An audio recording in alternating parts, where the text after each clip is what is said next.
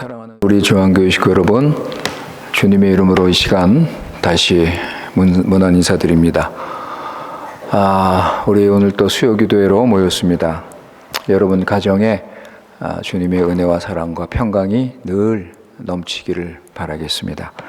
오늘 우리 함께 나눌 말씀은 창세기 12장 10절에서 20절, Genesis 12 Days of Inch. 창세기 12장 10절에서 20절 말씀입니다. 오늘 이 시간 우리 주님께서 우리에게 주시는 말씀입니다. 10절, 그 땅에 기근이 들었으므로 아브라함이 애굽에 거류하려고 그리로 내려갔으니 이는 그 땅에 기근이 심하였음이라. 그가 애굽에 가까이 이르렀을 때에 그의 아내 사레에게 말하되 내가 알기에 그대는 아리따운 여인이라. 애굽 사람이 그대를 볼 때에 이르기를 이는 그의 아내라 하여 나는 죽이고 그대는 살리리니 원하건대 그대는 나의 누이라 하라. 그러면 내가 그대로 말미암아 안전하고 내 목숨이 그대로 말미암아 보존되리라 하니라. 아브라함이 애굽에 이르렀을 때에 애굽 사람들이 그 여인이 심히 아리따움을 보았고 바로의 고관들도 그를 보고 바로 앞에서 칭찬하므로 그 여인을 바로의 궁으로 이끌어 들인지라. 이에 바로가 그로 말미암아 아브라함을 후대함으로 아브라함이 양과 소와 노비와 암수 나귀와 낙타를 얻었더라. 여호와께서 아브라함의 아내 사레의 일로 바로와 그 집에 큰 재앙을 내리신지라. 바로가 아브라함을 불러서 이르되 내가 어찌하여 나에게 이렇게 행하였느냐? 내가 어찌하여 그를 내 아내라고 내게 말하지 아니하였느냐? 내가 어찌 그를 누이라 하여 내가 그를 데려다가 아내를 삼게 하였느냐? 내 아내가 여기 있으니 이제 데려가라 하고 바로가 사람들에게 그의 일을 명하매 그들이 그와 함께 그의 아내와 그의 모든 소유를 보내었더라. 아멘. 우리 다 같이 함께 기도하시겠습니다. 지극히 높으신 전지전능하신 거룩하신 하나님 아버지, 찬송과 영광과 경배를 드립니다. 오늘 수요기도를 맞이해서 우리 중앙교회 식구들 각자 처소에서 우리 여호와 하나님께 나와 주님을 찬양하며 주님을 높이는 시간을 주신 그 은혜를 감사합니다. 지금 이 시간 우리 마음의 중심을 아시는 하나님께 나와 싸우니 마음과 정성을 다해서 주님 사랑하는 마음으로 주님께서 기뻐하시는 시간이 될 수 있도록 은혜를 베풀어 주시옵소서. 아버지 하나님, 예수 그리스도의 십자가의 피의 공로로 우리 모든 죄 사함을 받고 죄에서 해방되어 예수님의 부활로 새 생명을 가지고 이제는 성령 인도를 받으며 영원한 부활을 소망하며 살게 하신 은혜를 다시 한번 감사드립니다.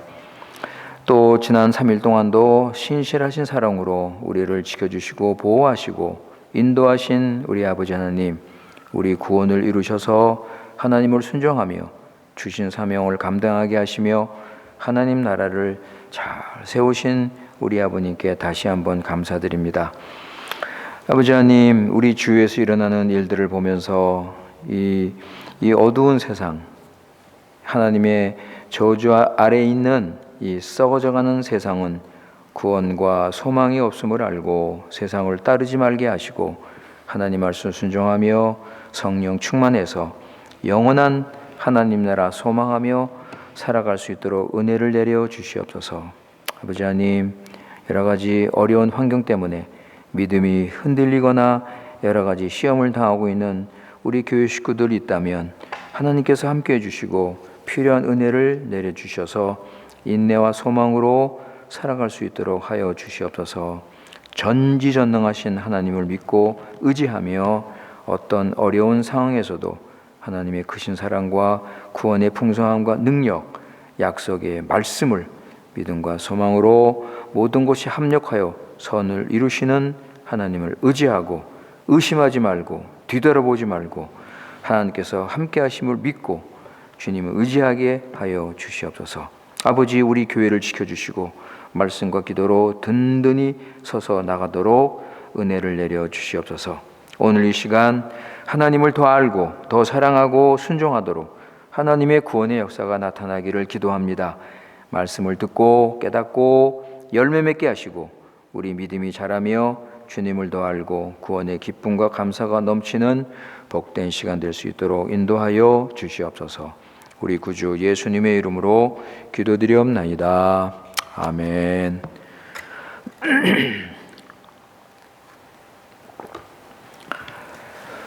예, 우리 지금 창세기 우리 공부를 하고 있는데 우리 지난 시간에 아브라함을 부르신 하나님에 대해서 우리가 생각을 했습니다.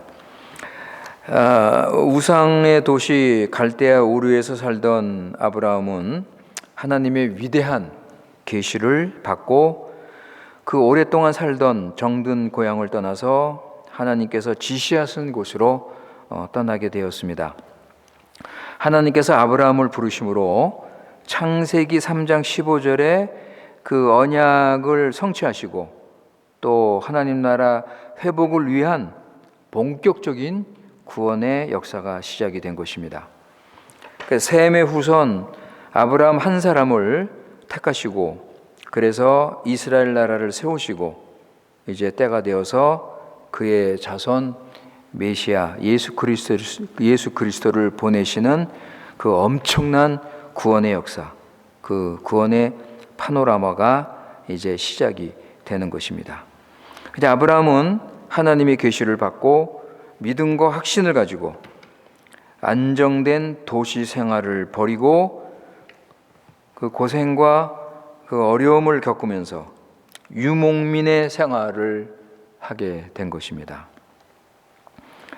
먼저 하란에 도착해서 거기서 이제 머물다가 그 아버지 데라가 죽고 나서 하나님의 명령을 받고 가나안으로 향해서 출발을 하고 그리고 이제 가나안에 도착을 하게 되었습니다. 가나안에 도착한 아브라함은 먼저 하나님께 예배를 드립니다. 우리 7절 보세요. 12장 7절. 거기 보시면 여호와께서 아브라함에게 나타나 이르시되 내가 이 땅을 내 자손에게 주리라 하신지라. 자기에게 나타나신 여호와께 그가 그곳에서 제단을 쌓고 그랬습니다. 그죠? 예, 아브라함은 먼저 하나님께 예배를 드렸습니다. 그리고 베델로 옮겼다고 그랬죠? 베델로 옮겨서 거기서 또 하나님께 예배를 드렸습니다. 그게 8절에 나와요. 8절 보세요. 거기서 베델 동쪽 산으로 옮겨 장막을 치니 서쪽은 베델이요 동쪽은 아이라. 그가 그곳에서 여호와께 제단을 쌓고 여호와의 이름을 부르더니 점점 남방으로 옮겨갔더라 그랬습니다. 그래서 아브라함은 가나안에 도착해서 하나님께서 인도하시고 보호하시고 함께 하신 그 은혜에 감사하며 그리고 이제부터 하나님을 위해서 살겠다고 헌신하는 마음으로 이 하나님께 제사를 드렸습니다. 근데 아마 번제를 하나님께 드렸을 것입니다. 그런데 여기 말씀을 보시면 그 땅에 기근이 심했다고 그랬습니다. 하나님의 명령을 따라서 순종하며 하나님께서 지시하신 곳에 왔는데 이 부딪힌 그 사건이 뭐냐? 첫 번째 시련이 뭐냐면 기근이었습니다. 많은 무리를 이끌고 있는 족장인 아브라함에게는 이 큰 어려움이었을 것입니다. 그런데 10절에 보면 아브라함이 여러 가지로 궁리를 하다가 애굽으로 내려갔다는 말씀이 나오죠. 10절에 그 애굽으로 그 기근을 피하기 위해서 애굽 그 나일강이 항상 그 풍족해서 물이 넉넉한 그 애굽으로 이제 내려갑니다. 그런데 여러분, 이 아브라함이 애굽으로 내려간 것을 보고 어떤 분들은 아브라함이 믿음이 부족하다고 비난을 하는 분들도 있습니다. 끝까지 하나님을 믿고 하나님이 약속하신 지시하신 그 땅에 머물면서 하나님의 인도를 바라야 되는데 하나님을 믿지 않고 애굽으로 갔다는 거예요. 그래서 애굽에서 가서 무슨 일이 생겼습니까? 그래서 아내를 빼앗길 뻔한 그런 어려움을 당했다는 것입니다. 그러나 여러분, 그것을 반드시 그렇게 우리가 볼 수는 없습니다. 애굽에 갔다고 아브라함의 믿음이 적다고 비난할 수 없는 거죠. 아브라함도 주의 인도를 받기 위해서 기도를 했을 것이고, 그 당시 상황을 볼 때 애굽으로 내려가는 것이 옳다고 판단을 했습니다. 그런데 우리 하나님은 그것을 잘못이라고 하지 않으셨습니다. 그리고 나중에 아브라함을 보면 애굽에서 다녀온 후에 오히려 더 겸손해지고 하나님을 더 의지하는 그런 성숙한 신앙인으로 자란 것을 우리가 볼 수가 있습니다. 자, 오늘 우리 읽은 말씀을 보면 그 아브라함이 자기가 살기 위해서 거짓말을 한 내용이 나옵니다. 그죠? 네, 11절부터 13절에 보면 아브라함과 사레가 두 사람이 서로 이 거짓말을 할 것을 약속을 해요. 그죠? 서로 약속을 합니다. 어떤 내용이냐면 13절 보세요. 13절에 보면 그대는 나의 누이라 하라. 그러면 내가 그대로 말미암아 안전하고 내 목숨이 그대로 말미암아 보존된다는 거예요. 그러니까 이 거짓말을 주동한 사람은 누구예요? 아브라함이에요. 아브라함. 이 아브라함이 먼저 거짓말을 시작한 거예요. 그래서 이 본문을 이제 목사님들이 이 본문을 설교할 때 설교 제목을 아브라함의 거짓말이라 이렇게 정하는 경우가 많습니다. 아브라함이 거짓말을 했어요. 그런데 이제 이 어떤 분들은 이 아브라함의 거짓말이 완전한 거짓말은 아니다. 왜냐하면 사레가 이복 누이 동생이거든요. 그러니까 반쪽 거짓말이다. 이제 이렇게 보시는 분도 있는데, 하여간 여러분, 아브라함의 이 거짓말 때문에 큰 위기를 맞이하게 됐고 하나님께서 기적적으로 도우셨다는 이제 그 내용이 나옵니다. 자, 우리 오늘 말씀을 우리가 지금 볼 때 우리는 한 가지 주의할 게 있는데, 아브라함 중심으로 읽어서는 안 된다는 겁니다. 오늘 말씀을 아브라함 중심으로 봐서는 안 되고 하나님 중심으로 봐야 된다는 겁니다. 이거는 늘 제가 말씀을 드렸지만 성경은 하나님의 계시잖아요. 그죠? 성경은 하나님의 계시. 하나님이 어떤 분이고 하나님이 무슨 일을 하시고, 그러니까 성경은 그것을 우리에게 가르쳐주는 책이기 때문에 오늘 본문을 아브라함 중심으로 봐서는 안 된다는 거죠. 만약에 이 아브라함의 거짓말을 가지고 이 도덕적 교훈으로 접근하게 되면 이게 맞지가 않는 거예요. 왜냐하면 아브라함이 자기 아내를 누이라고 속이고 잘못을 했는데 오히려 바로가 하나님께 벌을 받고 아브라함은 많은 선물을 받았습니다. 그러니까 이제 바로가 사레를 자기 아내로 받아들이는 대가로 아브라함에게 선물을 준 거죠. 그 16절에 그 말씀이 나오는데, 그러니까 우리가 생각할 때는 아브라함이 당연히 하나님께 벌을 받아야 되잖아요. 그죠? 성경이 만약에 도덕적인 선행을 가르치는 책이라면 하나님은 아브라함에게 벌을 내리셔야 돼요. 그런데 우리 기대와는 달리 하나님은 아브라함이 아니라 바로에게 벌을 주셨어요. 그럼 이게 어떻게 된 거예요, 여러분? 17절에 보면 여호와께서 아브라함의 아내 사레의 일로 바로와 그 집에 큰 재앙을 내리셨다고 그랬어요.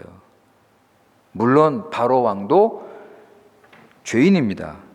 그 사람이 잘했다는 것이 아니에요. 그 사람도 잘못했어요. 벌을 받을 수 있습니다.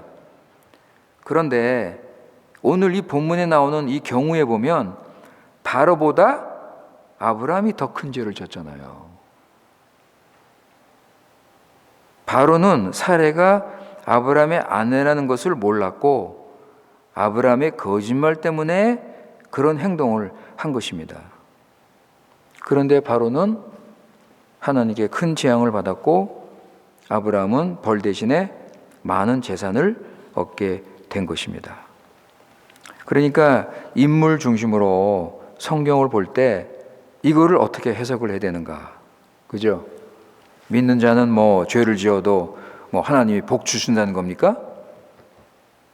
아브라함이 하는 이런 거짓말은 죄가 아니고 오히려 하나님께 보상을 받을 수 있는 수단이라고 가르칠 수 있습니까? 그죠? 아니잖아요. 그러니까 본문은 뭐예요? 하나님의 계시, 하나님이 어떤 분이시고 무엇을 하시는 건지를 이 하나님의 구속의 역사를 보여주고 있는 것입니다. 자, 여러분, 그런데 우리가 두 가지를 좀 짚고 넘어가야 됩니다. 왜 아브라함이 자기는 죽어서는 안 된다고 했는가? 그죠? 자기는 죽어서는 안 된다고 했는가? 그리고 아내는 남에게 넘겨주고 아내를 중요하게 생각을 안 했는가? 그죠? 이 두 가지. 아브라함은 하나님께서 그 약속을 자신을 통해서 이루신다고 생각을 했습니다. 그러니까 사례하고는 상관이 없고 자기를 통해서 하나님께서 약속을 이루신다고 생각을 했어요. 그러니까 이제 앞으로 약속의 자손이 와야 되잖아요. 그죠? 그런데 꼭 사례를 통해서 오는 것이 아닐 수도 있다고 생각을 한 거예요. 그리고 또 하나는 자신이 맡고 있는 그 무리들입니다. 자신이 맡고 있는 그 무리들에 대한 책임의식. 아브라함은 그 큰 부족의 족장이었습니다. 어떤 목사님은 그 족장의 그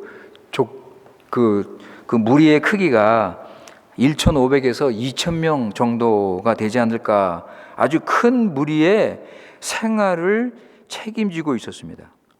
그런데 자기가 죽으면 그 무리가 어떻게 돼요, 여러분? 그죠? 네. 그러니까 이런 두 가지 이유. 그렇다면 아브라함이 왜 자기 아내를 희생을 시키는가? 이거 버린 거나 마찬가지잖아요. 바로 왕한테 넘기고, 그죠? 자기 아내를 버린 거나 마찬가지인데 그 사례를 희생시키고 자신과 무리가 살아남겠다는 그런 계산을 한 것입니다. 그런데 여러분, 물론 이게 아브라함의 잘못이지만 이 아브라함의 잘못을 따지기 전에 그 당시 풍습과 전통을 우리가 생각 안 할 수가 없습니다. 그 당시 사회의 풍속은 완전히 남자 중심이었습니다. 북의 중심이었습니다. 그러니까 그 당시는 아버지 계통에서 모든 걸 주장하는 거예요. 아버지 계통이 어른이고 아버지 계통에서 후계자가 계속 나오고 모든 것이 아버지 중심으로 공동체가 모여 살고 있는 때였습니다. 그러니까 일부 다처제가 있는 거예요. 일부 다처제를 통해서 많은 자손들을 자꾸 낳는 거예요. 그러니까 남편 하나에 아내가 여러 명 있는 것은 아무런 문제가 안 됐습니다. 아브라함 당시, 여러분 지금서부터 4,000년 전 이야기입니다. 그러니까 이런 일은 부도덕한 일이 아니에요. 그러니까 아브라함도 믿는 자지만 당시 이런 사회의 영향을 받게 되고, 그래서 지금 이런 연약한 행동을 지금 하고 있는 것입니다. 그러니까 그 당시에 아무도 아브라함이 사례를 바로에게 넘겼다고 그거를 문제 삼을 사람은 아무도 없습니다. 그런데 아브라함이 하나님 백성이잖아요. 그죠?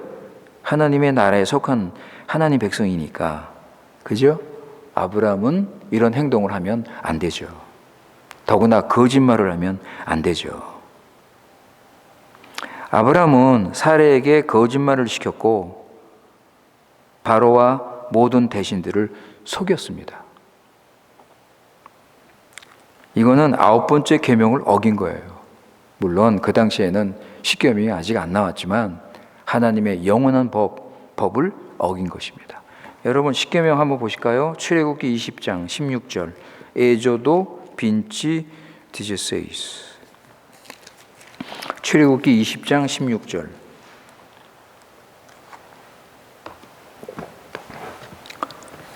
출애굽기 20장 16절에 보시면 하나님께서 내 이웃에 대하여 거짓 증거하지 말라.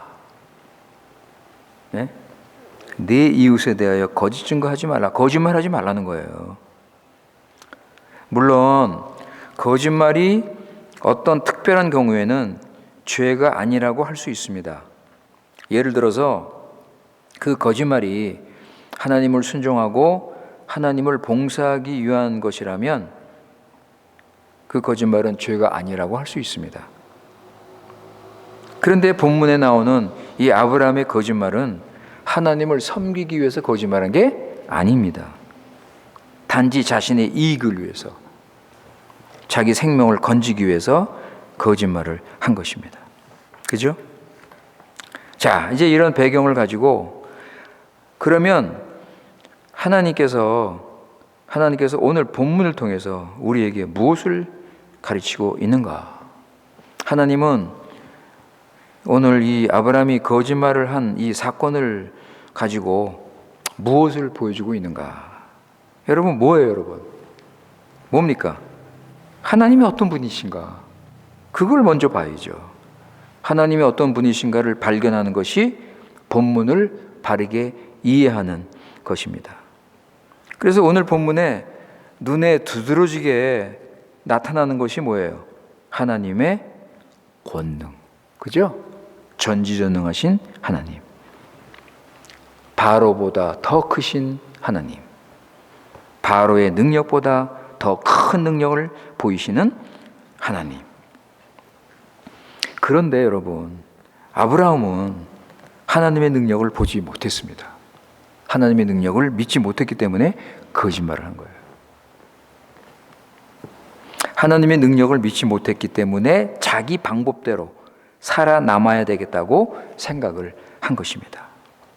그러니까 그때 아브라함의 눈에는 하나님께서 자기를 애굽에서 보호할 능력이 없는 것처럼 보인 거예요.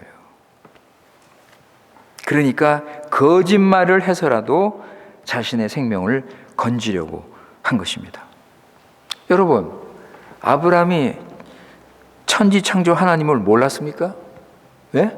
하나님께서 모든 우주 만물을 다스리시는 전능하신 하나님을 몰랐어요? 알았어요. 믿었어요. 노아 홍수 때 노아 가족을 구원하시고 세상을 멸망시킨 하나님이란 거 몰랐습니까? 알았어요.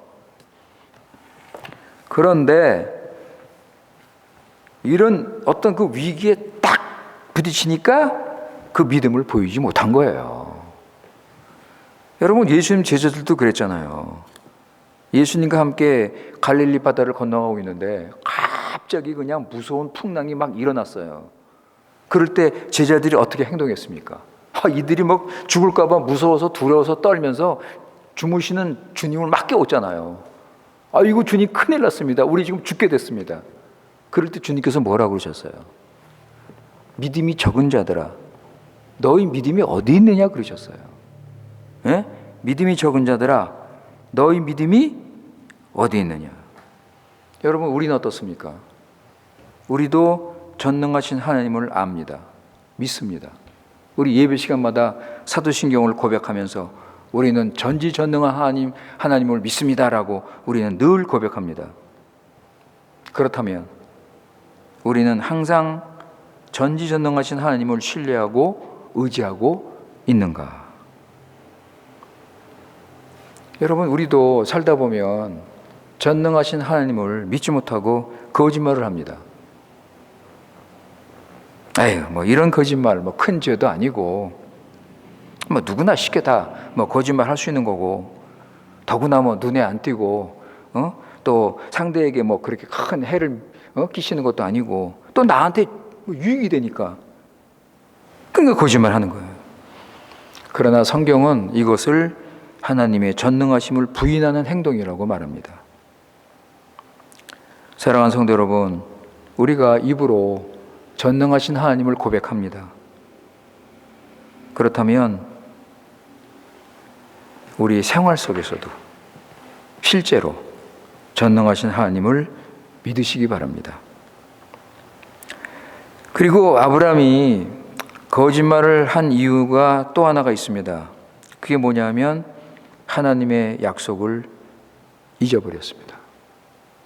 하나님의 약속을 기억을 못했습니다. 하나님의 약속을 적용을 못했어요. 그 약속이 무슨 약속이에요? 창세기 12장 1절에서 3절의 약속. 2절 보세요, 여러분. 2절 보세요. 창세기 12장 2절. 내가 너로 큰 민족을 이루고 내게 복을 주어 내 이름을 창대하게 하리니 너는 복이 될지라. 여러분, 여기서 하나님께서 너로 큰 민족을 이룬다고 그랬어요. 큰 민족. 그런데 아브라함이 12절에서 뭐라고 그래요? 오늘 본문 12절 보세요. 애굽 사람이 그대를 볼 때 이르기를 이는 그의 아내라 하여 나는 죽이고 그대는 살린다. 여러분, 지금 아브라함이 무슨 얘기하고 있습니까? 자기가 죽는다는 얘기예요. 지금 죽는다. 하나님의 이 약속을 기억했다면 어떻게 이런 말을 할 수 있습니까? 여러분, 아브라함과 사레는 앞으로 약속의 후손을 만들어야 돼요. 그런데 지금 이 두 사람은 아직 자식이 없어요. 그런데 아브라함이 죽임을 당하면 하나님의 약속은 어떻게 되는 거예요? 예?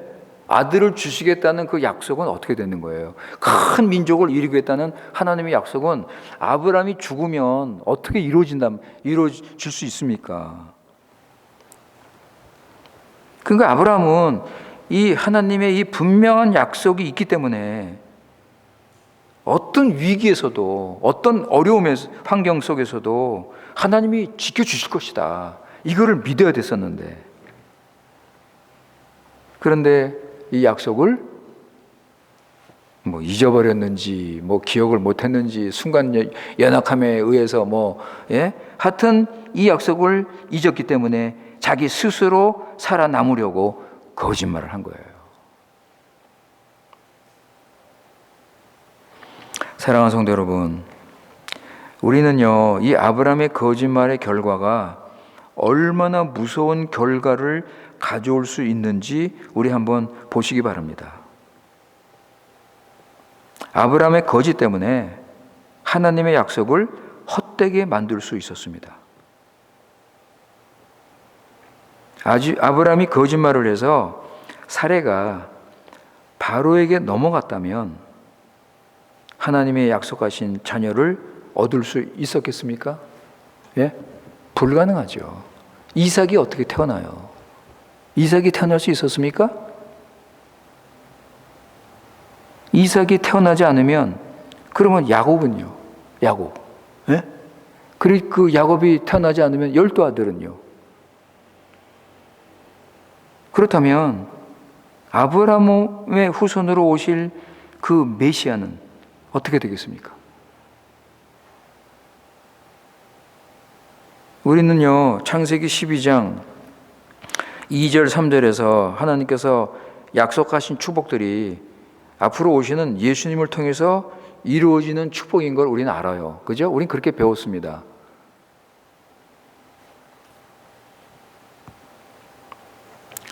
그런데 아브라함의 거짓말로 인해서 결과적으로 예수님의 오심을 위험하게 만들 뻔한 거죠.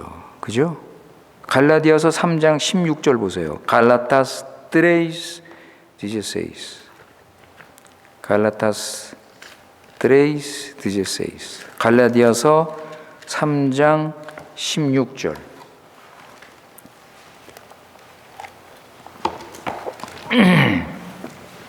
갈라디아서 3장 16절. 이 약속들은 아브라함과 그 자손에게 말씀하신 것인데 여럿을 가리켜 그 자손들이라 하지 아니하시고 오직 한 사람을 가리켜 네 자손이라 하셨으니 곧 그리스도라. 여러분, 예수님은 반드시 아브라함의 후손으로 오시는 거예요. 오신다고 그랬잖아요, 여기. 그죠?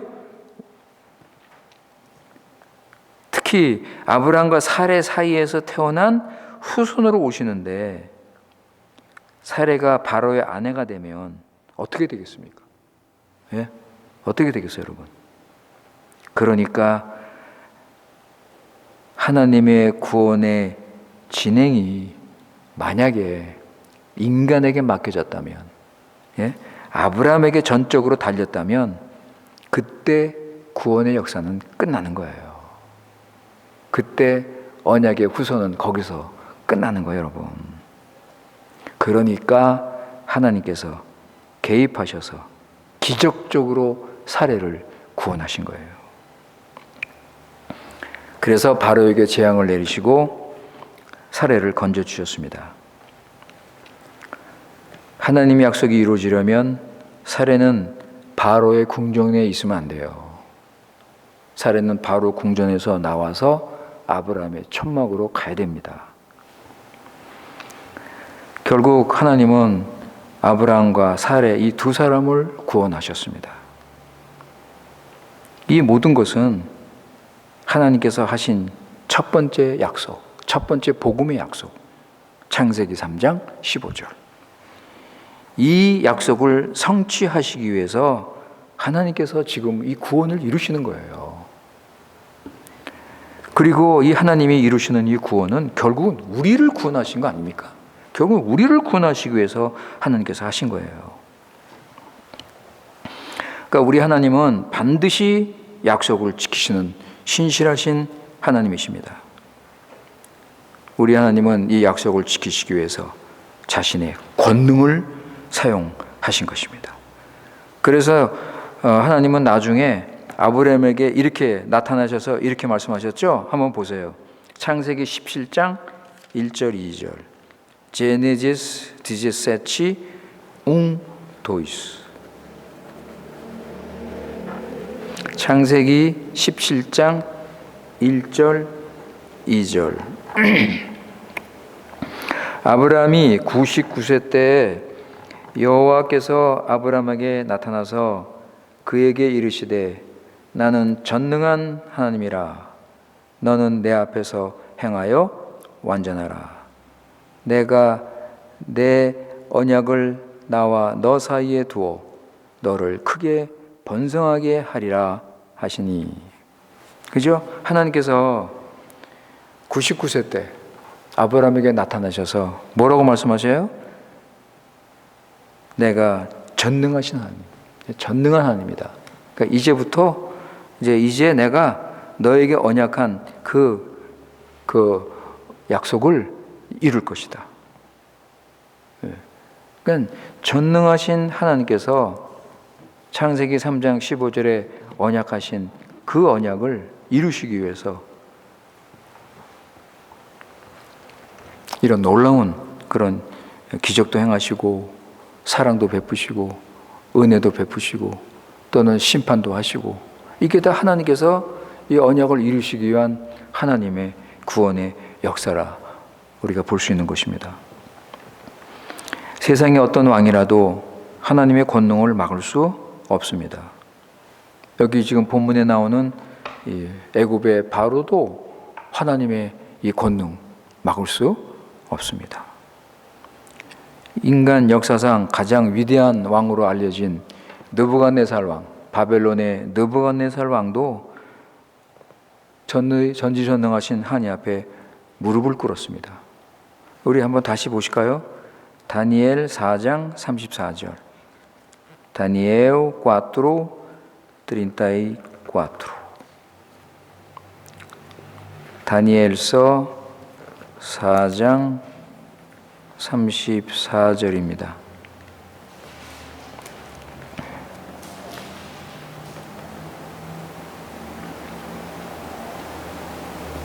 (34장 34절) 35절. 그 기한이 참에 나 느부갓네살이 하늘을 우러러보았더니 내 총명이 다시 내게로 돌아온지라. 이에 내가 지극히 높으신 이에게 감사하며 영생하시는 이를 찬양하고 경배하였나니 그 권세는 영원한 권세요 그 나라는 대대에 이르리로다. 땅의 모든 사람들을 없는 것 같이 여기시며 하늘의 군대에게든지 땅의 사람에게든지 그는 자기 뜻대로 행하시나니 그의 손을 금하든지 혹은 이르기를 내가 무엇을 하느냐 할 자가 아무도 없도다. 우리도 전능하신 하나님의 이 구원을 믿고 하나님의 약속을 믿으시기 바랍니다. 예수 그리스도 안에서 이루어진 이 구원의 이 은혜, 이 능력, 이 풍성함, 그리고 약속, 여러분 이거 믿고 사시기 바랍니다.